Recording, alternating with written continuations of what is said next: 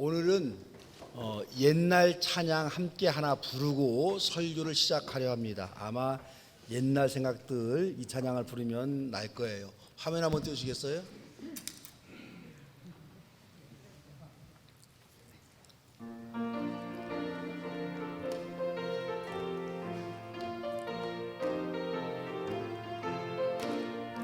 흰 뭉게뭉게 피는 하늘에 아침에 명랑하게 솟아오른다. 손에 손 마주 잡은 우리 어린이 발걸음 가볍게 찾아가는 길, 즐거운 여름학교 하나님의 집.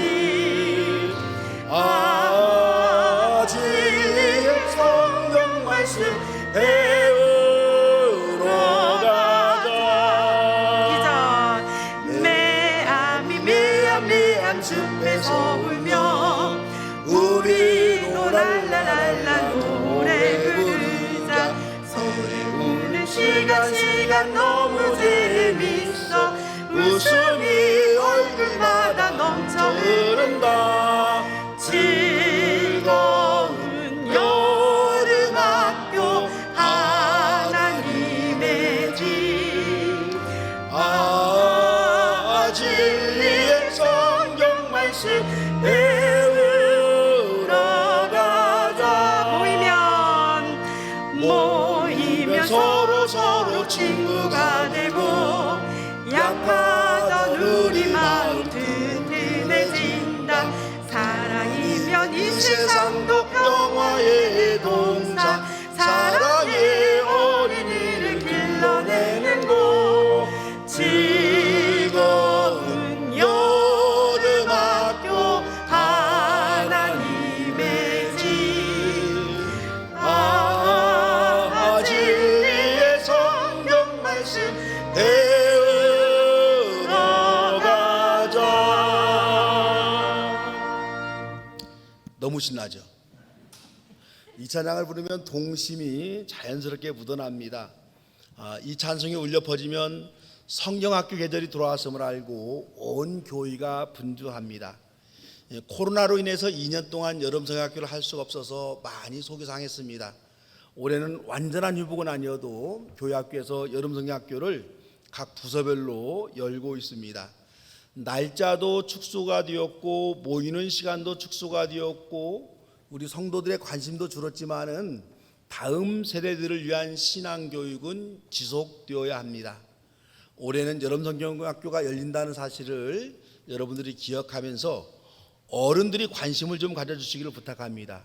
교육부 교사들에게 격려도 좀 해주시고 자녀가 있는 성도들은 자녀들에게 여름성경학교에 참여할 수 있도록 권면도 좀 해주시고 봉사를 부탁하면 봉사도 좀 해주시고 아이들의 간식도 좀 준비해 주시기 바랍니다.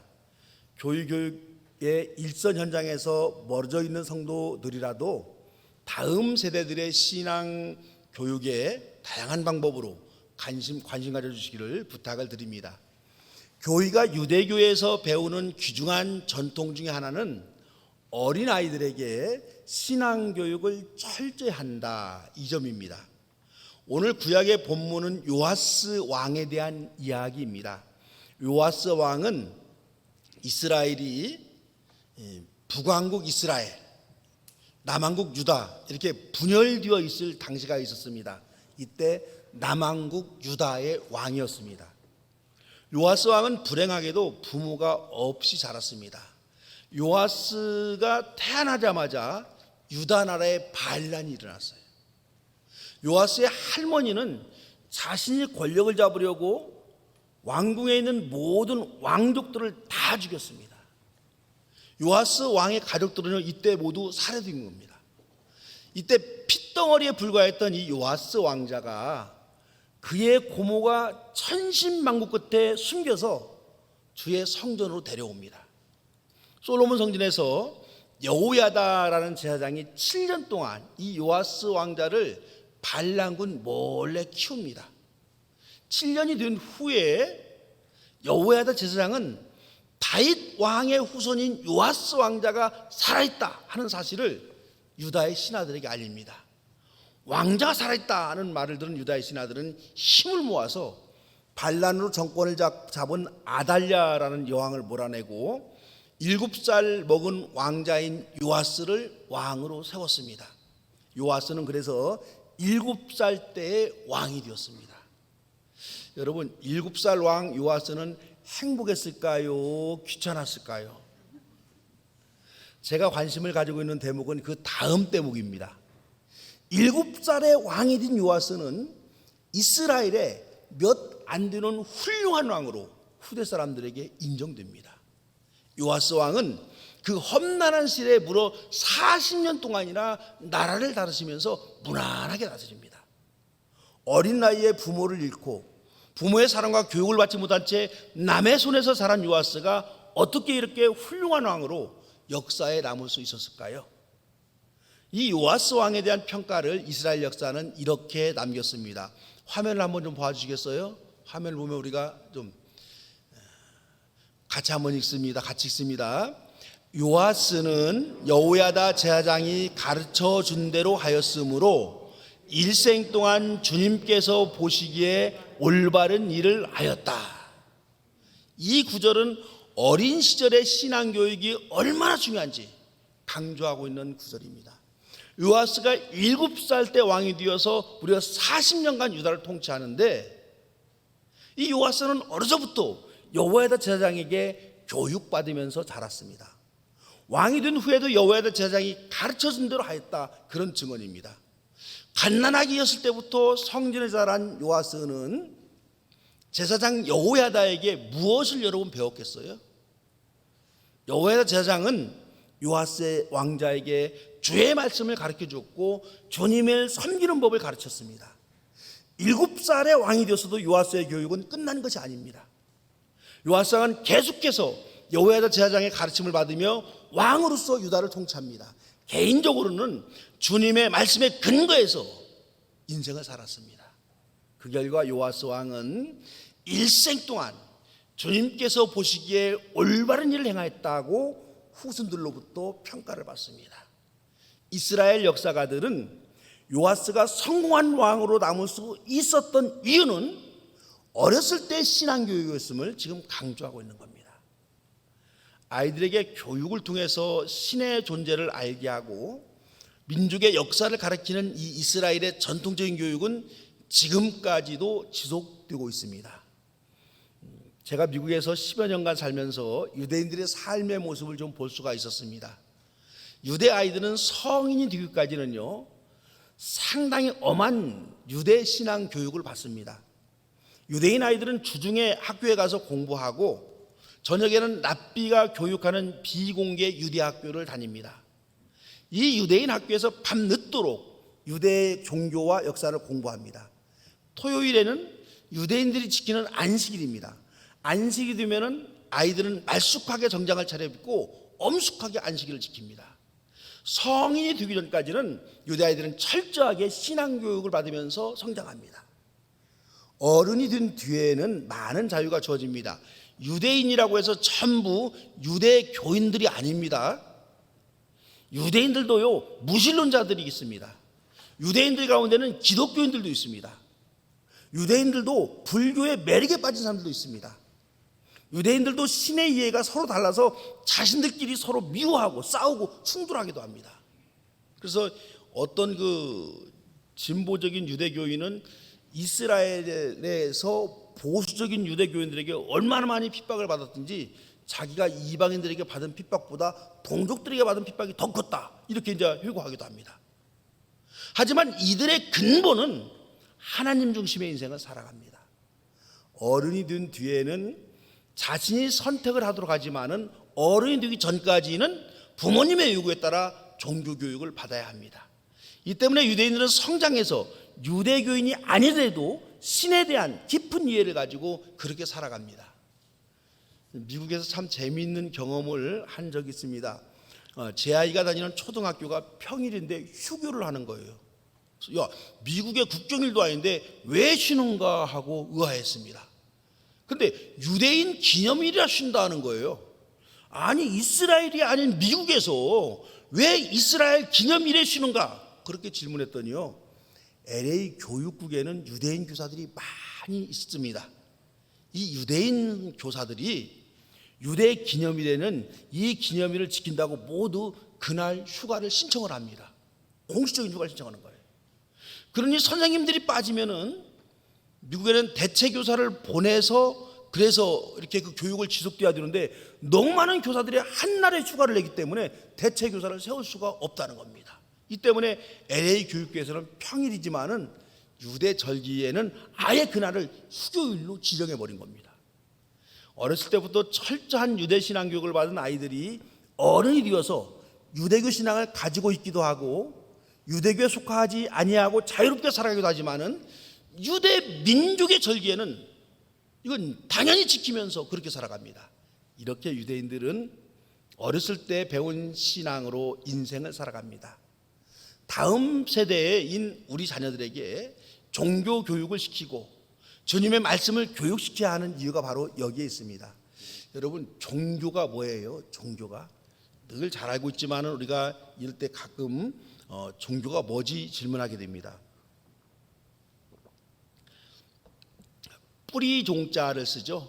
뿌리 종자에 가르칠 교. 그래서 뿌리, 근본을 가르치는 게 종교입니다. 인간의 근본을 가르치고 인간의 뿌리를 가르쳐주는 게 종교인 겁니다. 인간은 먹고 사는데 필요한 기능만을 습득하고 배우면 이게 동물이 되는 거예요.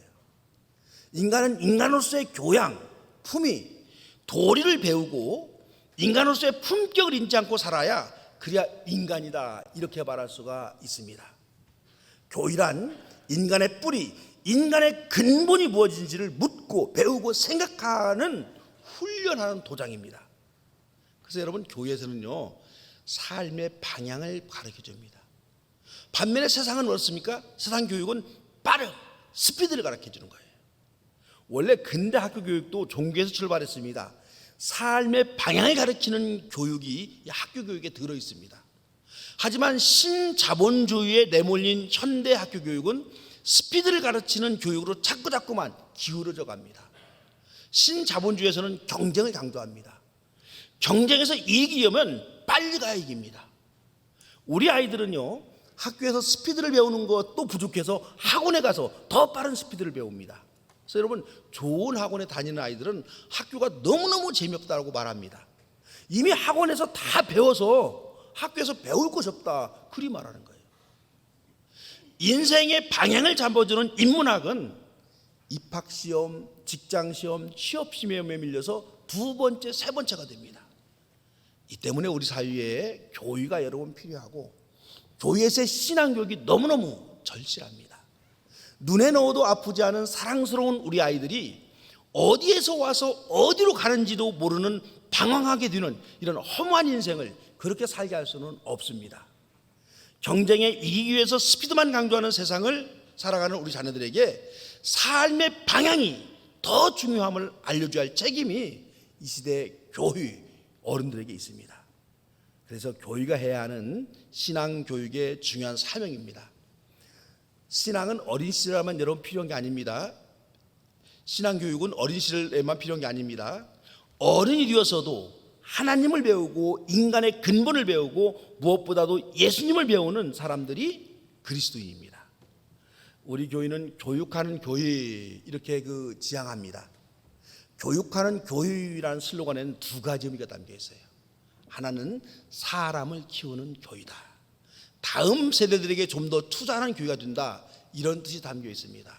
또 하나는 즉흥적이고 충동적인 신앙이 아니라 일생 동안 주님을 알아가는 교육신앙을 지향한다. 그런 교회라는 뜻이에요.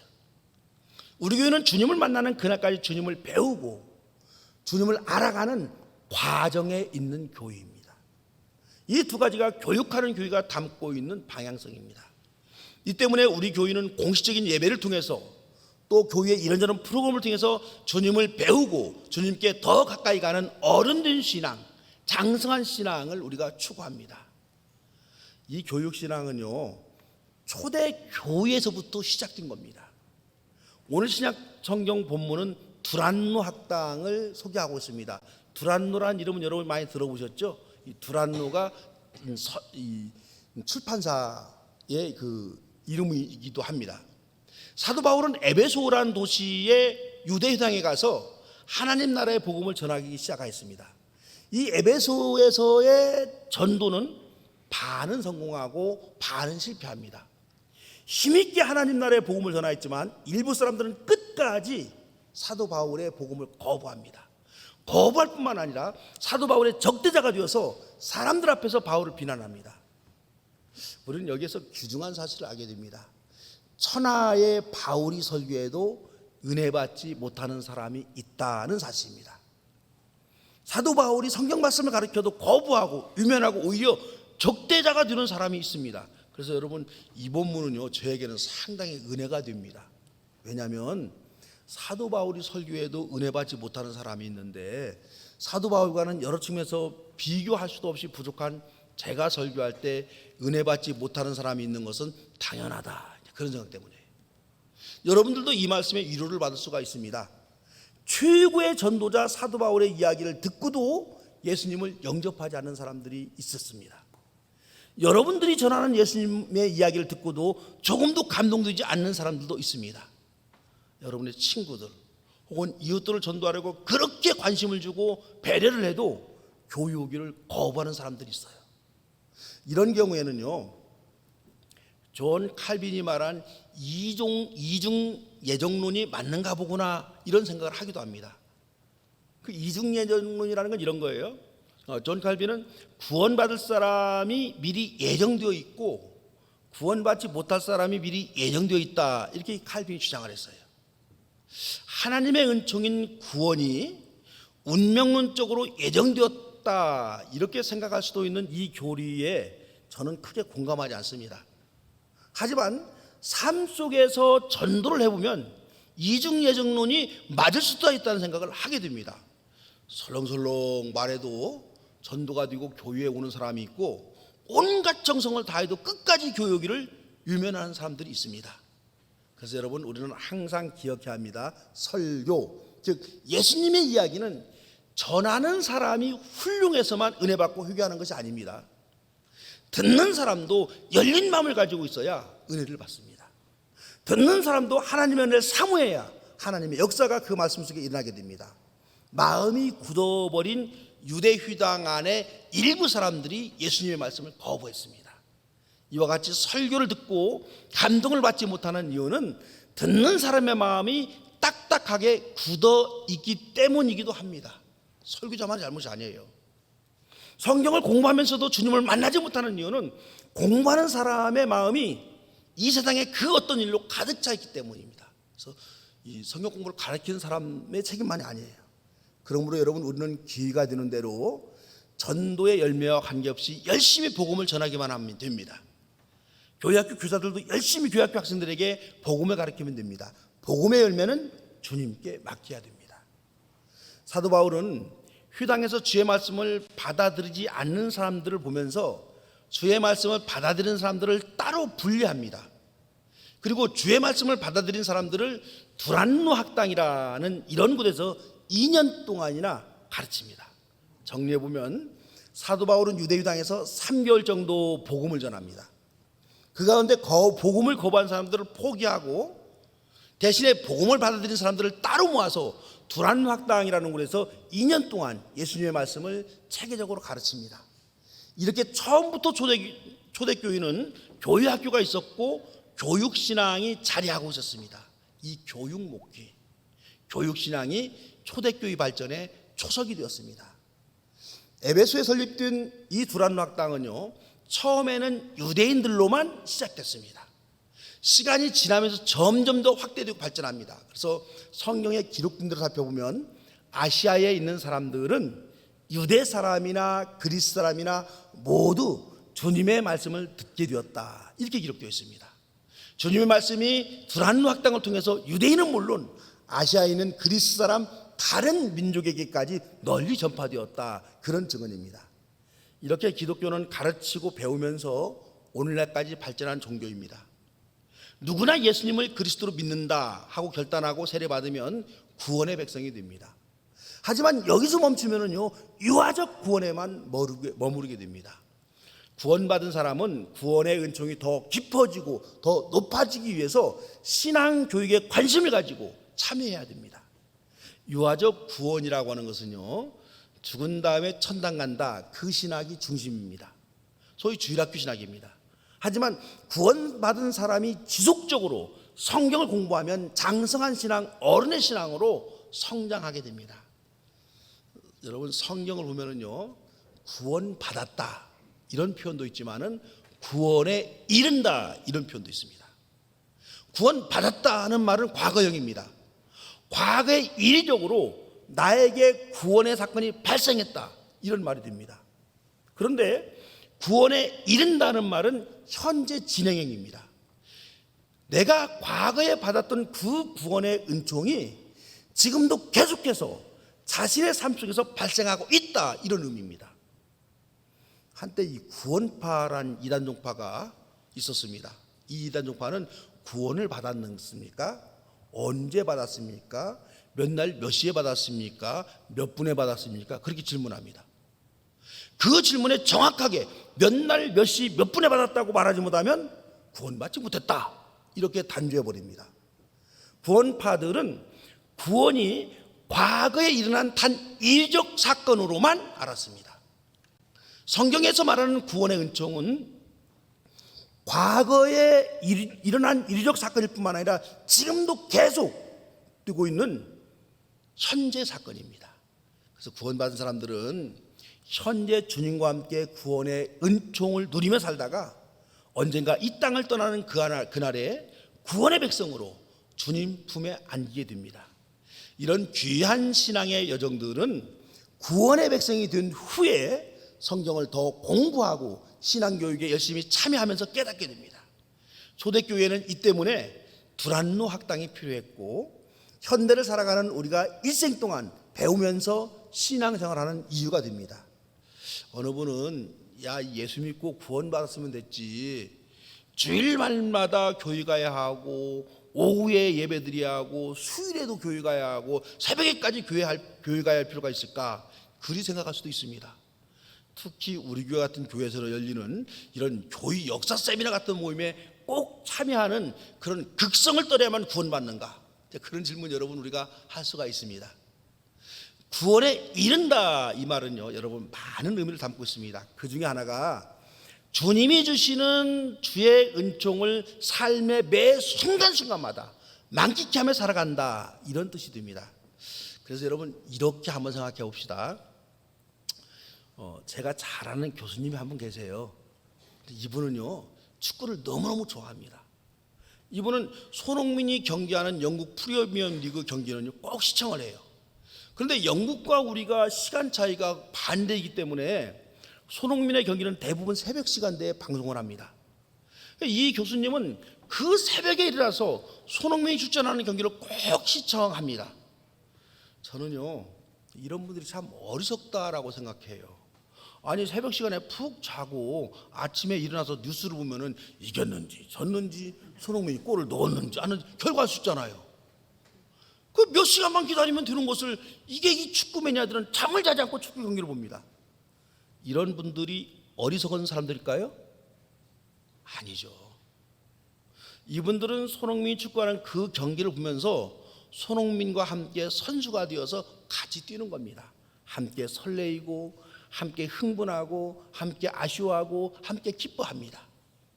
축구장에서 경험하는 그 짜릿한 감정을 축구 경기 시청을 하면서 느끼는 거예요.